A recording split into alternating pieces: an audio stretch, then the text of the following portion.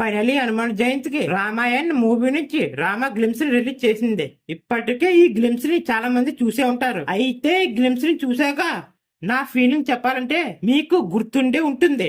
Starting లో ఈ Ramayana movie నుంచి ఒక ఇంట్రడక్షన్ గ్లిమ్స్ ని రిలీజ్ చేశారు. నిజంగా ఆ గ్లిమ్స్ ని చూసాక నాకైతే పిచ్చి పిచ్చిగా నచ్చింది. ఆ గ్లిమ్స్ లో ఉన్న విజువల్స్ గానీ బీజిఎం గానీ నిజంగా నెక్స్ట్ లెవెల్ అబ్బా. ఆ గ్లిమ్స్ ని చూస్తున్నప్పుడు నిజంగానే 4,000 కోట్లు ఖర్చు పెట్టారేమో అనిపించింది. కానీ ఈ రామ గ్లిమ్స్ ని చూశాక నిజంగానే 4,000 కోట్లు ఖర్చు పెట్టారా అనే డౌట్ వస్తుంది. మొత్తం డిసప్పాయింట్ చేసి పడేశారబ్బా. అయితే మరి గ్లిమ్స్ మరి వర్స్ట్ గా ఉందంటే అలా అని కూడా కాదు. గ్లిమ్స్ లో మంచి సీన్స్ కూడా ఉన్నాయి. 4,000 కోట్లు బడ్జెట్ అన్నప్పుడు విఎఫ్ఎక్స్ కానీ సిజిఏ కానీ ఏ రేంజ్ లో ఉండాలి, వేరే లెవెల్ లో ఉండాలి. కానీ కొన్ని చోట్ల మాత్రం చూస్తే ఏదో సీరియల్లో చేసినట్టుంది భయ్య గ్రాఫిక్స్. నాకు ముఖ్యంగా గ్రాఫిక్స్ సీరియల్ అనిపించడానికి ఈ షార్ట్స్ ఏవయ్యా. ఇవి చూసినప్పుడు నిజంగానే 4,000 కోట్లు బడ్జెట్ పెట్టారని డౌట్ వచ్చింది.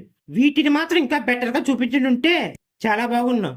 వీటిని చూసాక 8 టైమ్స్ ఆస్కార్ విన్ అయిన డీనక్ కంపెనీ అయినా చేసింది, లేక హాజ్బుర్స్ మూవీకి చేసిన కంపెనీ ఏమైనా చేసిందేమో అని డౌట్ వచ్చింది. అయితే గ్లిమ్స్ లో సిజిఐ విఎఫ్ఎక్స్ డిసప్పాయింట్ చేసి ఉండొచ్చు, కానీ బీజిఎం మాత్రం అస్సలు డిసప్పాయింట్ చేయలేదు భయ్య. బీజిఎం అయితే అదిరిపోయింది భయ్య. నిజంగా ఏఆర్ రహమాన్ అండ్ జెమర్ అదరు కొట్టేశారు. బీజిఎం అయితే ఇద్దరు. అయితే గ్లిమ్స్ లో ఒక 4 షార్ట్స్ అయితే చాలా బాగా నచ్చాయి భయ్య. ఈ 4 షార్ట్స్ కి 4,000 కోట్లు వర్త్ అనిపించింది. అయితే 4,000 కోట్లు పెట్టి ఈ 4 షార్ట్స్ తీసారంటే బాగోదు కదా భయ్య.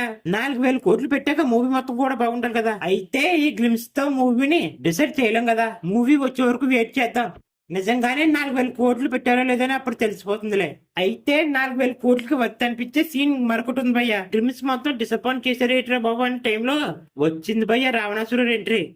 ఓన్లీ బ్యాక్ సైడ్ మాత్రమే చూపించారు. ఈ ఒక్క షాట్ తో గ్లిమ్స్ మొత్తం డామినేట్ చేసి పడేశాడు భయ్య. అసలు ఏమన్నా ఉన్నాడు భయ్య. ఎస్ మాత్రం మామూలుగా లేడు.